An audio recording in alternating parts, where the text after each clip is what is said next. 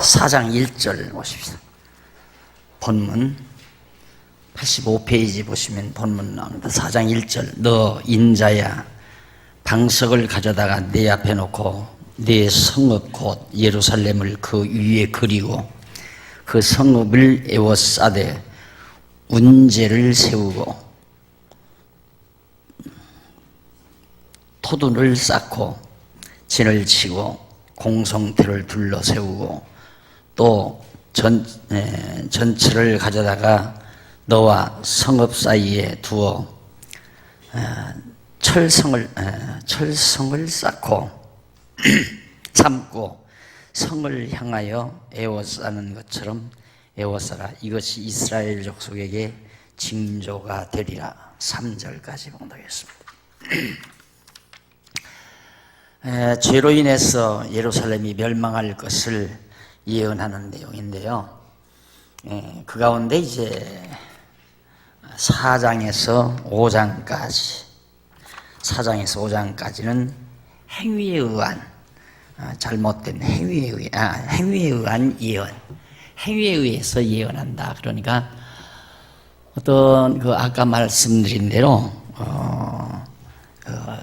예루살렘 성을 이렇게 만들고 성 주변에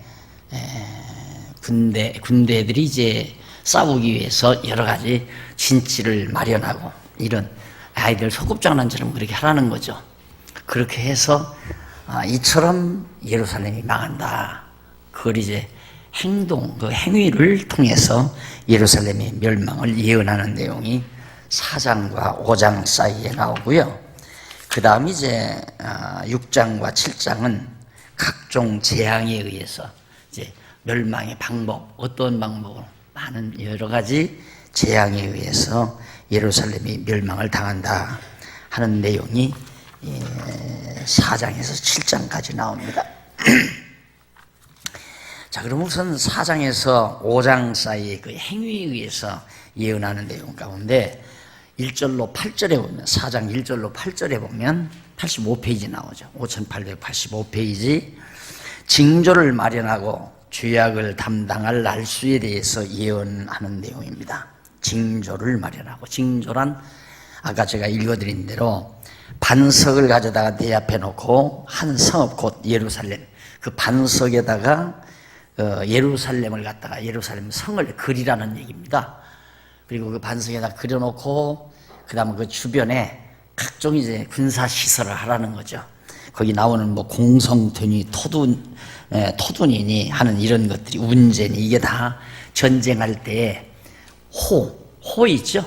그리고 막 또 여러 가지 이렇게 군인들 싸우기 위한 여러 가지 성, 그러니까 군인이 숨어가지고 저쪽 향해서 이제 공격할 수 있는 그런 여러 가지 시설들을 갖추어라. 자, 그러면서 이제 3절까지 해서 그렇게 밝혀주면서 그 4절로 8절에 보면 86페이지 위에서 9번째 줄 4절로 8절에 보면 좌우로 누워서 이스라엘 족속의 죄악을 담당할 날수에 대해서 예언하라는 겁니다. 좌우로 이렇게 누워가지고 이스라엘 족속의 죄악이 담당할 날, 얼마 동안 이제 예루살렘이 그렇게 멸망을 당하는가, 그 날짜의 수에 대해서 알려줘라 하면서 4절로 8절에서 말을 해줘요. 거기 보면 너는 또 4절에 너는 또 좌편으로 누워 이스라엘 족속의 죄악을 담당하되 네 눕는 날수대로 그 죄악을 담당할지니라. 내가 그들의 범죄한 횟수대로 네게 날수를 정하였나니 곧 390일이니라. 너는 이렇게 이스라엘 족속의 죄악을 담당하고 그 수가 차거든 너는 우편으로 두고 유다 족속의 죄악을 담당하라. 내가 네게 40일로 정하였나니 일일이 1년이니라. 하루를 1년으로 계산하라. 너는 또 에워싼 예루살렘을 향하여 칼을 벗어매고 예언하나 내가 줄로 너를 동일이니 네가 에워싸는 날이 맞도록 몸을 이리저리 돌리지 못하리라.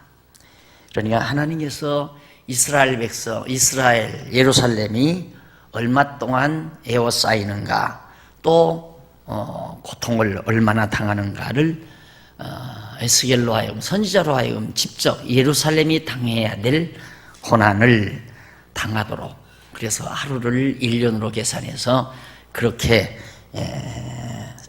에스겔 선지자로 하여금 예언하도록 그렇게 만드는 거죠. 그러니까 말로만 예언하는 게 아니라 에스겔의 행위를 통해서, 행위에 의해서 예언하도록 그렇게 만들어가는 내용입니다. 예언하는 내용입니다. 그리고 이제 4장 9절로 17절 87페이지에 보면 떡은 쇠똥에 구워 먹고 양식은 끊어질 것을 예언합니다. 예, 예루살렘에 이제 나무가 없죠. 또 포위가 되니까 어떻게 견딜 수가 없잖아요. 그러니까 할 수 없이 이제 소들이 또 짐승들이 분비물, 이것이 마르면 그걸 이제 나무로 거기다 불을 피워서 그걸로 이제 양식을 구워 먹는, 빵을 구워 먹고 떡을 구워 먹는 그런 행위가 나오고, 양식마저도 다 끊어져서 기근이 있을 것을 얘기하고 있습니다.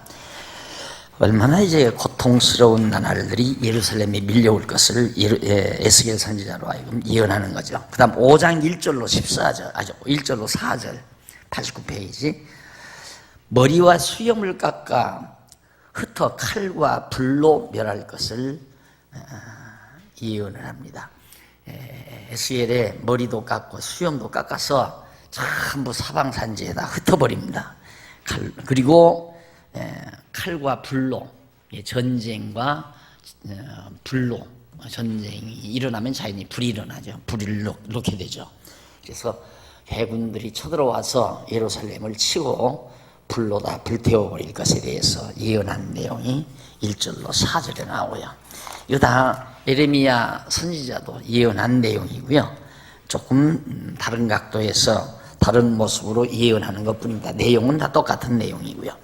5장 5절로 17절, 백성에게 벌을 내려서 예루살렘을 멸하실 것을 예언합니다.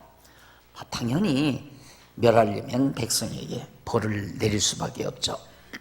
그러니까 얼마나 하나님께서 사랑하는 백성에게도 어떻게 보면 막 무자비하죠. 하나님이 정말 무자비하잖아요. 그 성은 좀 멸망시키지 말고 목숨만은 좀 살려주고 그러잖아요. 보통 우리 인간이 범죄를 해도 잡혀가면 목숨만 좀 살려달라고, 그러면 개과천선하겠다고 그러고 하는데, 하나님은 그거 필요 없어요. 목숨이고 성이고 할 것 없이 막 바닥을 쓸어버리잖아요. 그렇게 인간적으로 보면 무자비하게. 왜 그러냐면 하나님께서 다시 회복시킬 그러한 능력을 가지고 계시기 때문에. 우리도 그러잖아요. 부활을 시키시려면 하나님께서 우리 이제 죽었다가 부활한다고 하잖아요. 그러면 죽었다가 부활시킬 바에는 아예 죽이지 않으면 좋잖아요. 안 그래요? 우리 안 죽이고 그냥 부활의 몸으로 변화되게 하면 얼마나 좋겠어요. 그런데 하나님께서 사정없이 죽음에 내 던져버리죠. 안 죽을 사람 아무도 없습니다. 다 죽습니다. 왜 죽이는가? 다시 살려낼 수 있는 하나님의 뜻과 계획이 있으시니까 부활시킬 수 있는. 그래서 예루살렘의 멸망과 회복은 그리스도의 죽으심과 부활에 대한 하나의 예표라고 그랬고요. 그리스도의 죽으심과 부활은 우리들의 죽음과 부활에 대한 하나의 첫 열매가 된다. 이건 우리가 다 잘 아는 사실이고요. 그러니까 하나님에게 무자비하다고 생각하지 말고, 하나님이 그만큼 죄의 본질은 사정없이 바닥을 내버리는, 없애버리는, 그래서 완전히 새롭게 시작하시는 하나님의 섭리를 여기서도 알아볼 수 있습니다.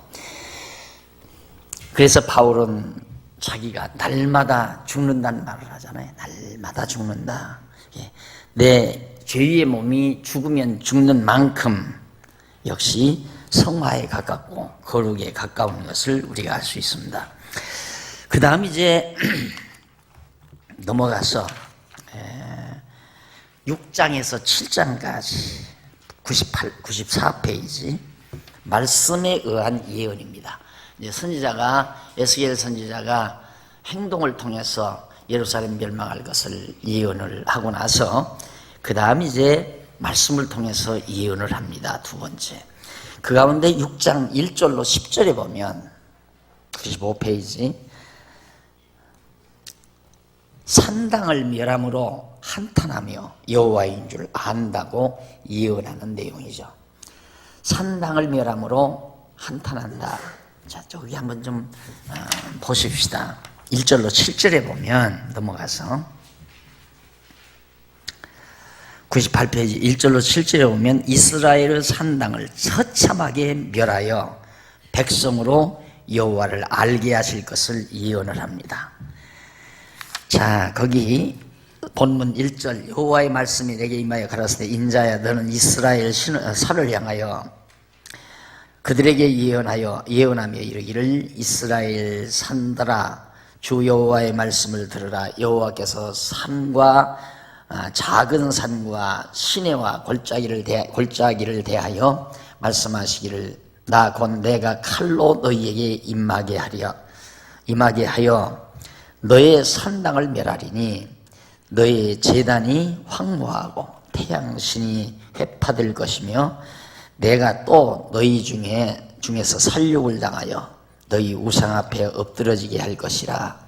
이스라엘 자손의 시체를 그 우상 앞에 두며 너희 해골을 너희 제단 사방에 흩으리라. 내가 너의 거하는 모든 성읍으로 사막이 되며 산당으로 황무케 하리니 이는 너희 제단이 깨어지고 황폐하며 너희 우상들이 깨어져 없어지며 너희 태양상들이 찍히며 너희 만든 것이 다 패하며 또 너희 중에서 살육을 당하여 엎드러지게 하여 너희로 나를 여호와인 줄 알게 하려 함이니라.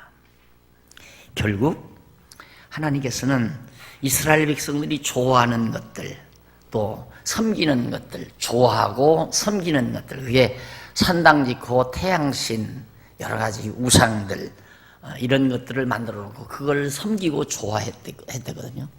예, 축제일이 되면 거기 가서 그냥 그 태양신 앞에 가서 자기들이 만든 우상 앞에 가서 노래하며 춤추며 먹고 마시고 즐기며 그러며 사는 것이 그게 이제 이런 모습을 뭐 요대로는 아니지만 내 어린 시절을 보아도 우리 마을에 예수 믿는 사람은 우리 집 한 집뿐이었거든요. 한 5, 60호 우리 마을은 5, 60호 되고 그 이웃 마을들이 몇십 호씩 그렇게 널려져 있었는데 우리 마을에서는 우리 집 한 집만 믿었어요. 근데 명절 때가 되면 풍물을 울려요. 풍물을 울리고서 당산, 그러니까 마을 뒤에 가면 큰 아람들이 그 나무가 감나무였어요. 막 이렇게 이 아람들이로 서너 너덟 개가 되는 막 큰 감나무인데 속이 텅 비어가지고 옆에서 이제 나무가지가 나서 감도 열리고 그랬는데 그 나무에 이제 새끼줄 늘어놓고 거기다가 뭐 상 차려놓고 막 풍물을 울리고 온 동네 사람들이 거기서 소위 제사를 드리는 거지. 막 다다다다다다다 쫙 경배하고 그리고 이제 또 마을 앞에 가면 이제 마을 입구에 큰 정자가 있었어요. 팽나무라고 해서 큰 아람들이 나무인데 그 밑에서 또 그렇게 하고 그 다음에는 이제 집집마다 다니면서 이제 고사를 지내주죠. 아마 그랬을 것 같아요. 이스라엘 이 당시에도 그러니까 이제 어떤 자기네들이 기억해야 될 그런 날이 돌아오면 그 신당 그리고 건너서 산 능성에는 작은 신당 하나 만들었었어요. 그때 보면 공주산이라고 있었는데 산 그 언저리에 신당 하나가 있어요. 거기다가 무엇을 모셔놨는지는 난 가보지는 않았는데 꼭 이제 그 밑에 동네 사람들이 거기 가서 또 막 제사를 지내고 이제 이런 것들을 어린 시절 보며 자라왔습니다. 근데 이걸 보면 바로 이스라엘 백성도 여호와 하나님을 모르니까 하나님 여호와 눈에 보이는 것도 아니고 알지도 못하고 백성들을 가르쳐주는 사람도 없고 안 가르쳐주니까 모르죠. 제사장들이나 왕들이나 선지자들은 다 거짓말을 하고 그저 백성들이 내는 막 그런 녹으로 그냥 배불리면서 백성들 늑탈에다가 잘 먹고 잘 살고. 나 어린 시절도 그러잖아요. 나 어린 시절에도 또 내 이전 시대에는 고을 원님들이 와가지고 부자 사람 잡아다가 때리면 볼기 치면 막 벽가마들이 막 나오고 그러면서 다 살았다고 그러잖아요. 읍내에 이제 그런 원님이 막 도래하게 되면 그러니까 권력자들이 가난한 백성들의 등골을 다 긁어다가 먹고 마시는 것처럼 이 당시에도 백성들, 유다 백성들도 예루살렘에서 백성들 다 가난한 백성들 전부 늑탈에다가 자기들은 잘 먹고 잘 사니까 뭐 백성들을 가리킬 것도 없고 주들 좋은 대로 하라고 내버려둬 버리고 그러니까 가서 그냥 우상 만들어 섬기고 그러면서 거기서 노래하고 춤추고 그러면서 살았을 거란 말입니다. 그걸 하나님이 다 부셔버리겠다. 그러니까 완전히 퇴폐문화죠. 요즘으로 말하면 완전한 퇴폐문화. 자기들 좋은 데로 가서 행동하며 살았으니까. 그래서 왜 그러면 하나님이 그걸 다 때려 엎으시고 그 앞에서 죽이고 뼈골이나 흩어지게 만들고 왜 그러시는가? 그 이유는 단 딱 한 가지예요. 7절에 나오는 말씀 마지막 부분에 나오죠. 그렇게 엎드러지게 해서 그 말이에요. 엎드러지게 하여 살육을 당하여 엎드러지게 하여 너희로 나를 여호와인 줄 알게 하려 함이니라. 하나님을 여호와로 알게 하기 위해서 하나님은 그렇게 무자비하게 무참하게 무자비하다기보다도 무참하게 다 멸하고 죽이고 살육하고. 자, 얼마나 인간이 하나님을 여호와로 안다는 거에 얼마나 어려운가, 얼마나 또 사람들이 알려고 하지를 않는가를 알 수 있죠. 그러니까 하나님을 여호와로 알도록 가르친다는 것이 또 얼마나 어려운가도 알 수 있죠. 하나님은 이렇게 해서 이렇게 가르쳐요. 이런 식으로 전부 멸하고 바닥나게 하고 뼈골들이 굴러다니게 하고 성을 다 회파시켜 버리고 기근이게 해서 결국에는 이사야서 같은 데 보면 막 자기 자녀를 잡아먹을 정도의 그런 비참한 운명까지 처하도록 그렇게 만들고 대적들이 와서 성을 다 불쳐질러 버리고 그렇게 해서 하나님을 여호와로 알게 하려는 것이다.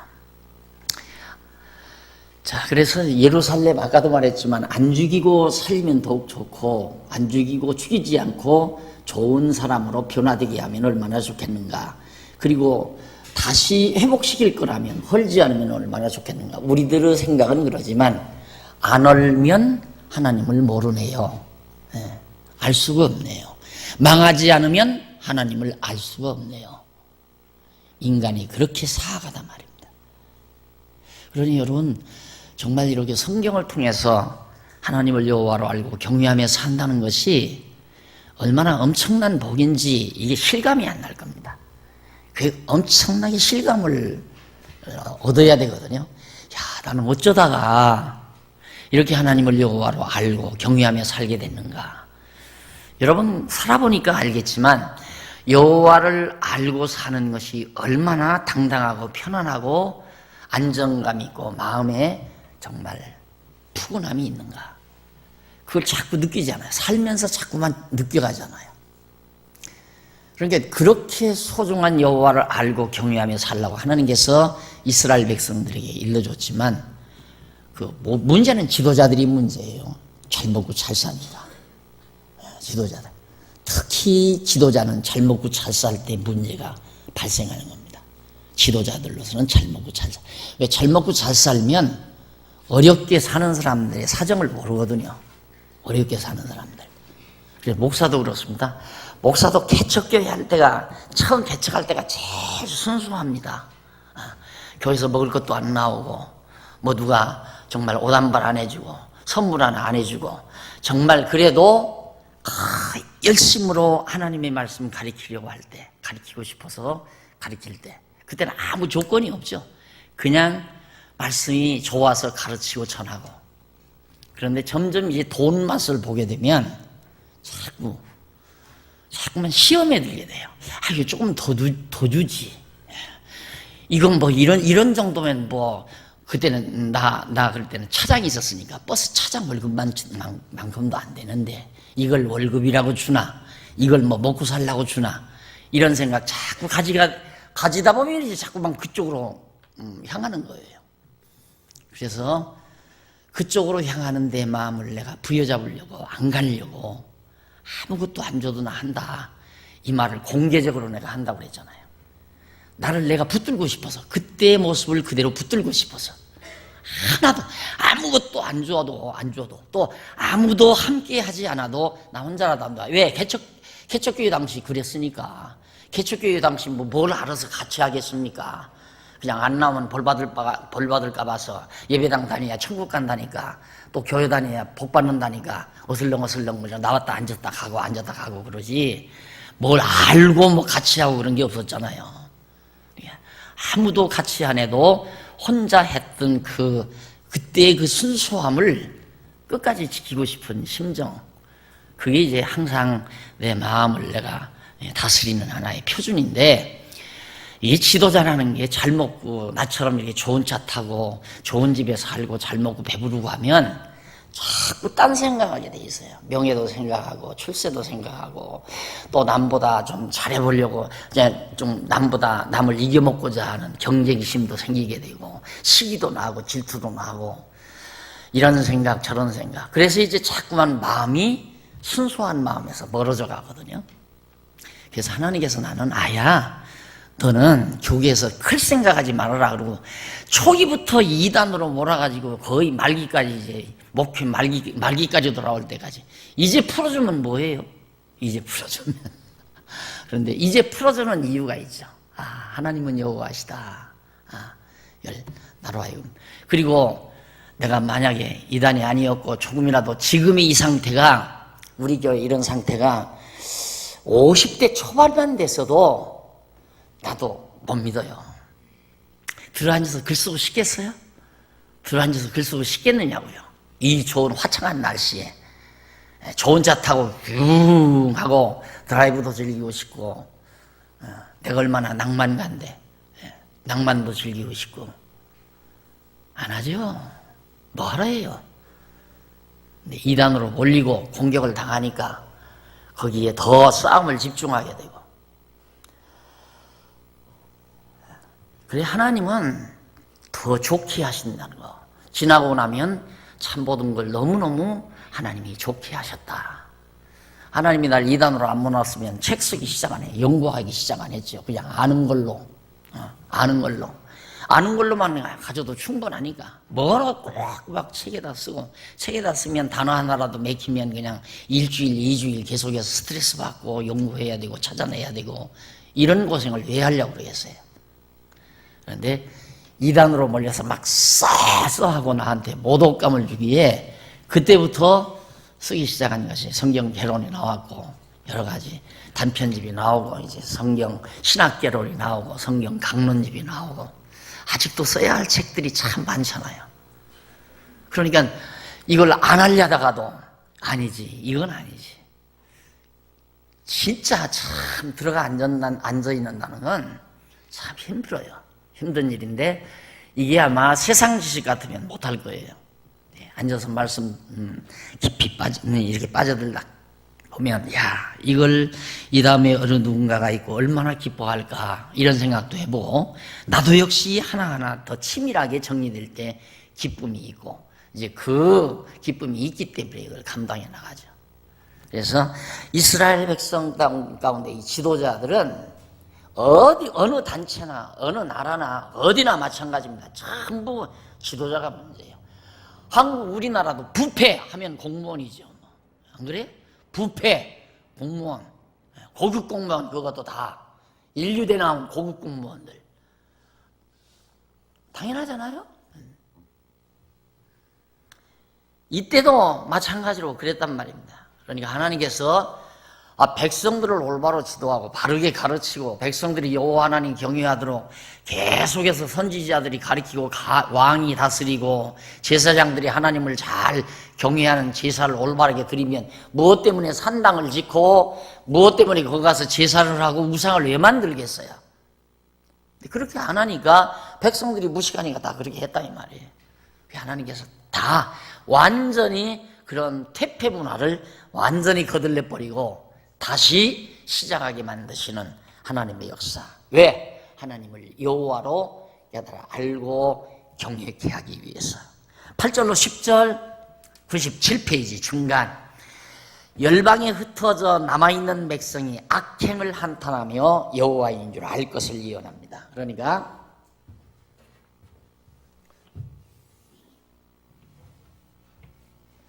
예루살렘에서 지금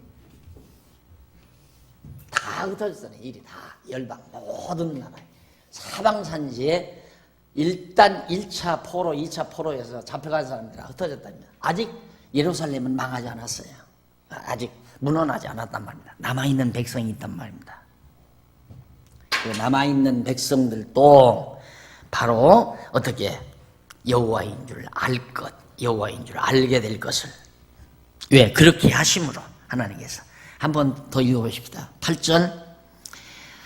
그러나 너희가 열방에 흩어질 때에 내가 너희 중에서 칼을 피하여 이방 중에 남아있는 자가 있게 할지라. 열방에 흩어질 때에 일부 이제 나간 자도 있고 또 흩어질 자도 있는데 그들이 열방에 흩어져 죽지 않고 칼에 죽지 않고 남아있게 한다. 왜? 다시 돌아오게 하려니까. 남은 자는 행운이죠. 남아있게 한다. 너희 중 피한 자가 사로잡혀 이방인 중에 있어서 나를 기억하되 그들이 음란한 마음으로 나를 떠나고 음란한 눈으로 우상을 섬겨 나로 근심케 한 것을 기억하고 스스로 한탄하리니 이는 그 모든 가증한 일로 악을 행하였음이니라. 이렇게 극단적으로 다 이방에 흩어져서 사로잡혀가 포로가 되고 고생을 하고 그때야 하나님을 안다. 여호와를 기억한다. 자기들이 잘못을 깨닫는다. 탕자 비유가 딱 알맞잖아요. 그래서 예수님이 그 탕자 비유를 그리던 겁니다. 인류 역사가 바로 그러고 이스라엘 민족사가 바로 그거예요. 탕자 비유와 같아요. 결국 아버지 품에 있을 때에는 몰라요. 아버지 사랑 모르죠. 하나님 여호와 경외할 줄도 모르고 그것을 내가 표현할 때는 평탄할 때 마음도 편안하고 몸도 건강하고 모두가 다 형통할 때 그때가 참 위기거든요. 항상 그때 아차하면 곁길로 간다면 아까도 그랬잖아요. 지도자도 막 순수한 마음으로 복음 전하고 싶어서 개척 시작할 때가 제일 순수하다고. 그런데 제법 이제 교인들이 모아서 막 목사님 주의 종 떠받들기 시작하고 이제 끝나는 거예요. 그때는 빗나가는 거예요. 이거 내가 꽤 잘났구나. 왜? 많은 사람들이 막 목사님 막 이러면서 떠받들어 주니까 애기들 또 조동으로 키면 할아버지 시험 잡는다고 그러잖아요. 그래서 내가 이제 목회를 마무리하면서 느끼는 바가 참 여러 가지가 많아요. 여러 가지가 많아서 이번에 이제 그 강남로에 막 권사회 세미나가 내일 모레부터 모인다는데 날들어 주제를 달래요. 그래서 주제를 뭐라고 해야 할까? 그래서 지금 대충 생각하기는 권사가 풀어야 할 숙제. 이제 한번 주제를 그렇게 정해보려고 지금 생각을 하는데 아직 전해주질 않았습니다.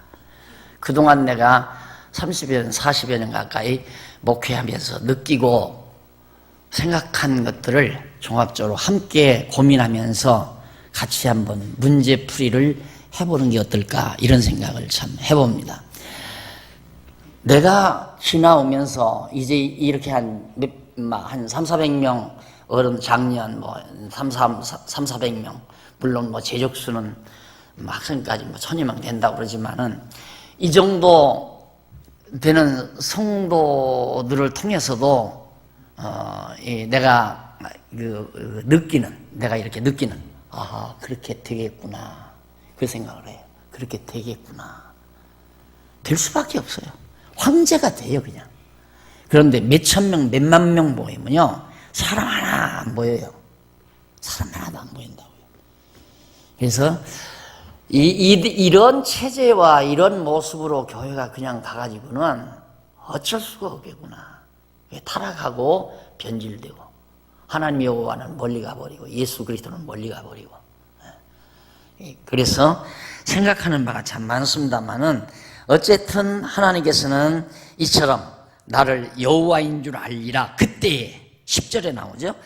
그때에야 그 말이죠. 그때에야 그들이 나를 여호와인 줄 알리라. 내가 이런 재앙을 그들에게 내리겠다 한 말이 헛되지 아니하니라. 그러니까 하나님께서 재앙을 내리겠다고 예언을 해서 예언대로 재앙을 내려 다 흩어졌단 말입니다. 정말 에스겔 선지자가 예언한 대로 그대로 이루어졌다. 야, 정말 하나님은 여호와로구나. 언약대로 이루시는 분, 예언대로 이루시는 분이로구나. 그걸 깨닫는다 이 말이에요. 예루살렘 다 불타버린다. 에스겔이 그렇게 예언했는데 예언대로 예루살렘이 다 불타버리고 무너지니까 그때야, 다 무너진 다음에야 설마 무너지랴? 설마 내가 병들랴? 설마 내가 다 망하랴? 내가 이렇게 튼튼한데 어떻게 망해? 부동산이 어디로 날아가나? 은행에다가 딱 넣어놨는데 이게 왜 날아가?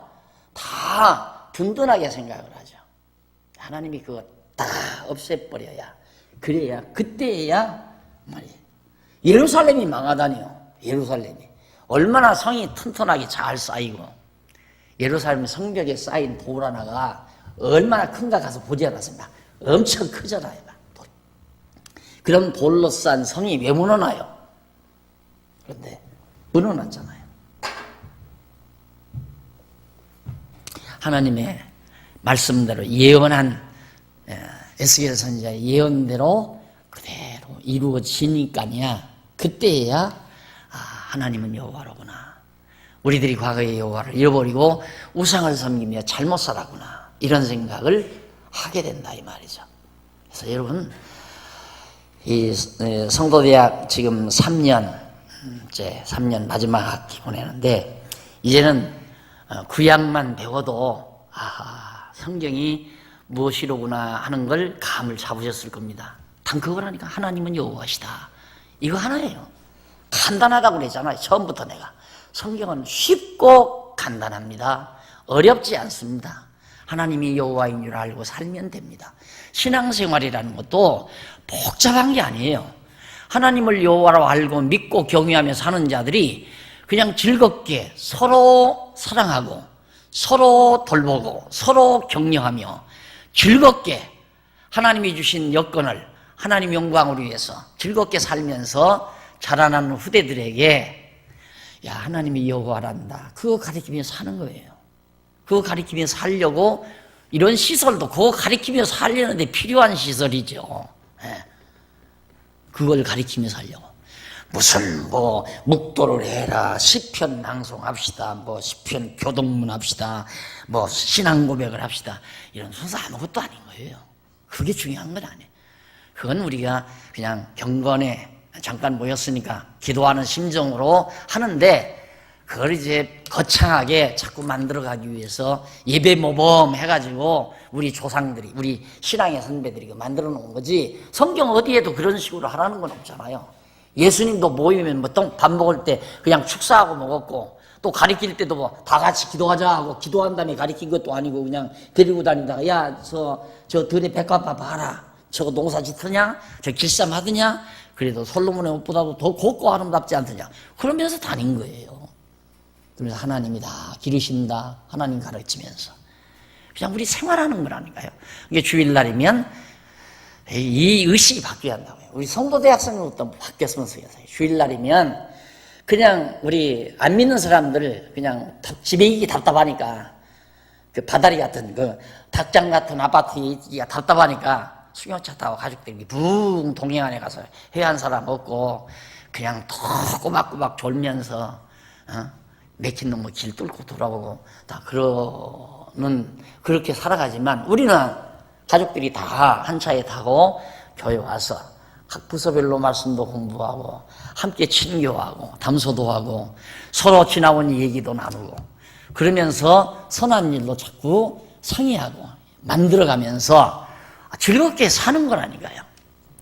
그런 공간이에요. 그래서 내가 이거 지을 때 바로 우리들의 주말 별장입니다. 별장 하나 짓습니다 하고 생각하고 합시다 하고 했던 이유도 바로 그런 거거든요. 그런데 아직도 우리는 하나님 앞에 예배 드리는 거 경건하게 예배 드리는 그런 의식이 아직도 안 사라진단 말입니다. 그게 완전히 싹 빠져버려야 돼요. 그걸 빼기 위해서 지금 예배 시간 줄이려고 그러잖아요. 한번 줄여보자.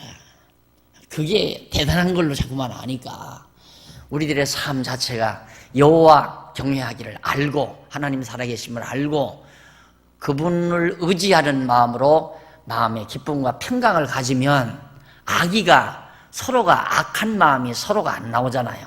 남을 미워하거나 증오하거나 시기하거나 그런 마음 없이 우리가 모이면 아름답잖아요. 혼자는 외롭잖아요. 또 같은 생각, 같은 마음, 믿고 아는 것이 하나 된 성도들이 함께 모여서 서로 즐거워하며 우리 자라나는 어린 세대들을 하나님의 말씀으로 잘 양육하며 살아가는 아름다운 생활이 곧 하나님 앞에 산 제사고 그것이 영적 예배라는 말입니다.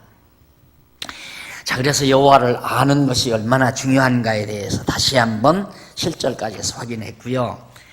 그 다음 10절까지 해서 그 다음 11절로 14절에 보면 6장 14절에 보면 각종 재앙의 결과를 통해 여호와를 안다 계속 나오잖아요. 이제 에스겔은 여호와인 줄 알리라 그 말이 아주 자주 나옵니다. 그래서 난 에스겔서를 그때 내가 처음에 에스겔서를 연구하면서 에스겔서에서 첫째 남은 게 여호와인 줄 알리라.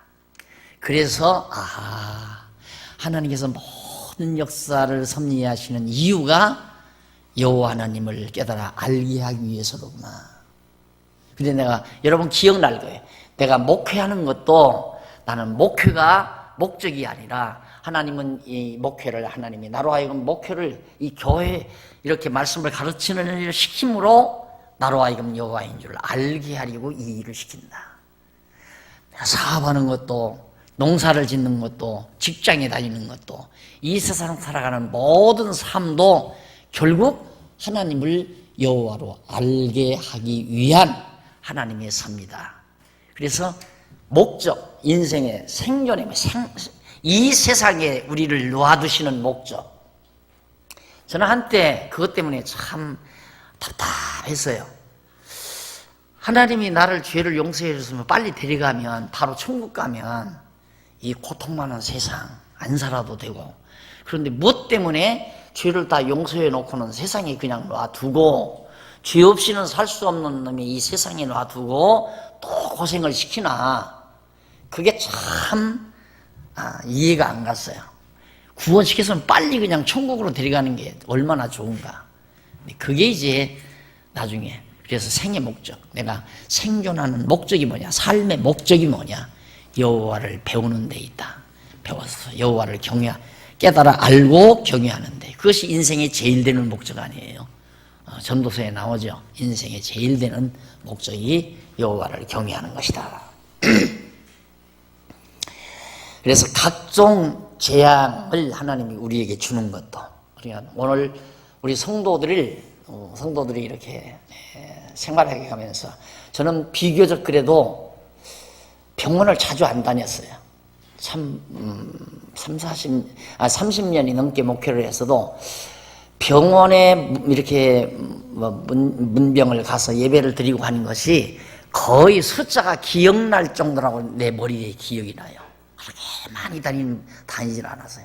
그리고 장례도 그렇게 머리에 기억날 정도로 몇 번 이렇게 딱 장례도 우리 교인 우리 교회 다니시는 분들의 부친이나 이런 경우는 꽤 있었지만은 우리 교인이 실제로 세상 뜻인 것은 지금도 세면 셀 수 있을 정도의 그런 참 행운하죠. 그런 거 보면. 그래서 제일 참 목사가 목회할 때 어려운 부분이 바로 장례식 치르는 일이라고 그러죠. 장례식 치르는 일. 참 성도 하나 잃어서 힘들기도 하지만 성도 교인 가족들을 유족들을 위로하는 일이 그렇게 쉽지는 않잖아요. 그래서 참 어렵다고 그러는데 저는 그런 횟수가 많지 않아요. 그래서 그 이유가 뭔가 하고 내가 가만히 생각해 봤거든요. 생각해 봤는데 이유는 그리고 뭐 예를 들면 그런 경우도 있죠. 사업하다가 완전히 막 부도가 나서 살림이 다 파탄 나가지고 어려움을 겪는 일, 그런 일도 대개 그런 일이 벌어지게 되면 굉장히 큰 교회에 시험이 일기 시작합니다. 막 안 나와버리거나 교회를, 아니면 막 교회에 큰 짐이 되거나 이런 경우가 많아요. 그런데 우리 교회는 그런 일이 없었던 건 아니에요. 그렇게 많은 건 아니지만 없었던 건 아니에요. 그런데 무난하게 잘 이겨내시고 견뎌내시고 정말 당당하게 승리하는 모습을 보는 것도 매우 정말 아름다운 모습들이었고요. 그런데 그 이유가 시종일관 하나님 여호와임을 가르친 거. 성도들이 그걸 알고는 나한테 신앙 상담하는 사람이 없잖아요. 우리 교회 적두고 나한테 신앙 상담하는 사람이 아무도 없습니다. 지금 아무도 없어요. 그래서 누가 상담한다면 이상하게 생각하죠. 무슨 상담을 해. 또 상담한다고 날 자꾸 불러내는 경우가 있어요. 그럼 뭔 상담? 따지죠. 무슨 상담인가? 상담할 이유가 없잖아요. 다 아는데, 다 깨닫고 있는데. 나한테 물어봐야 뻔해요. 지금 어렵습니다. 지금 뭐 이런 어려움이 부딪혀 왔습니다. 하나님 여호와 배우게 하려고 그러는구만. 당연하죠. 그래서 여호와 하나님 경외하기를 잊어버린다는 것이 얼마나 불행한 일인가를 알 수 있습니다. 내가 늘 말하지만 우리 노인 어른들 정말 이 연세 되면, 지금 여기 다 안 나오셨습니다만은 우리 교회 성도들 보통 노년부 권사님들은 보통 뭐 90, 80 그러거든요. 그래도 치매 환자 한둘은 있을 수 있잖아요. 근데 없잖아요. 아무도 없죠, 치매 환자. 여러분들은 그걸 보통으로 생각할 거예요. 이 보통 일이 아니에요, 여러분. 어떻게 치매 환자가 하나가 없어서 한 20여 명 가까이 되는데, 다만 하나든 둘이든 있어야지. 우리 어머니가 치매기 초기에 가셨죠. 우리 어머니가. 왜? 우리 어머니는 나한테 신앙을 양육받으신 분이 아니에요. 당신 딸아는 당신이 나를 목사로 길렀다고 생각하는 양반이지. 그러니까 시골에서 그 시골 목사한테 목회를 했기 때문에 막 돌아다니면서 그냥 성도들 막 안수해주고 기도해주고 그것이 당신의 일상이었는데 여기 와서 그걸 아무도 안 받아주잖아요. 그러니까 외롭기 시작한 거예요. 그러니까 막 다니면서 여기저기 다니면서 막 당신이 기도해주고 아마 시골에 있었으면 치매 안 걸릴지도 모르죠. 치매기가 없었을지도 모르죠. 우리 권사님들은 그 뭐 기도도 안 하고 그래도 하나 치매에 걸린 사람이 박 목사가 기도해서 낫게 했다면 아마 굉장히 유명해질 겁니다. 치매가 낫는 법은 없거든요. 근데 내가 기도해서 나았다. 그런데 나는 낫게 하는 게 아니라 내가 한 건 아니죠. 물론 나를 통해서 아야 치매가 안 걸리게 하잖아요. 그런데도 이름 안 나. 이단으로 이름 나지. 진짜 여러분들처럼 이렇게 계속 쫙쫙 생각이 빠져나간다는 것은 답이 나온단 말입니다. 해답을 자기가 빨리 구한다는 얘기죠. 하나님께서 나 왜 이렇게 요즘 어렵게 만들어주시나, 딱 왜 그럴까 하고 그게 풀어지지 않으면 이제 머리가 복잡해지는 거고, 머리가 복잡해지면 스트레스가 완전히 뇌파를 자꾸 파괴하는 거고, 그게 많이 파괴되면 나중에는 치매가 되고 그러는 거예요. 이게 스트레스 받으면 안 돼요. 여러분 비교적 스트레스 안 받잖아요. 그러니까 당연히 편안하고 마음도 편안하고 몸도 건강하고 그리고 치매기도 없는 거고. 자, 그 다음